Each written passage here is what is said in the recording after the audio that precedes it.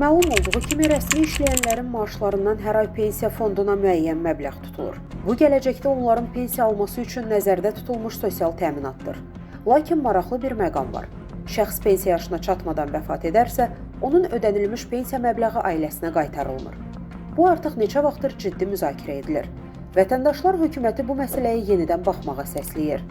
Qlobal İnfoza danışan iqtisadçı Kənan Quluzadə deyib ki, dünyanın əksər ölkələrində rəsmi işləyən vətəndaşların maaşından hər ay pensiya fonduna sosial sığorta haqları tutulur.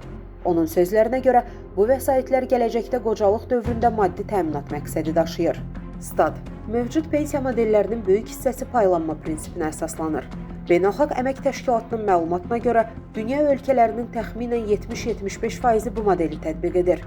Bu sistemdə işləyən əhalinin ödədiyi sığorta haqları birbaşa hazırki pensiyaçıların pensiyalarının ödənilməsinə yönəldilir. Yəni, pensiya tutulmaları şəxsi yığım deyil, kollektiv sosial fondun formalaşmasına xidmət edir.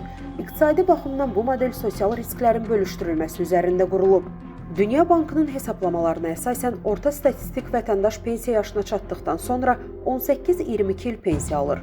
Bu müddət ərzində aldığı ümumi pensiya məbləği əksər hallarda onun işlədiyi dövrdə ödədiyi sığorta haqlarından 1,3-1,8 dəfə çox olur. Mövcud fərq isə məhz erkən vəfat edənlərin və daha az yaşayanların sistemə verdiyi dolayı subsidiyalar hesabına formalaşır.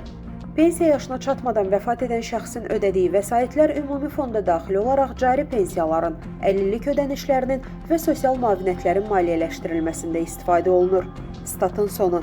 Əziz izləyicilər, xəbərlərdən məlumat əldə etmək üçün kanalımıza abunə ola bilərsiniz.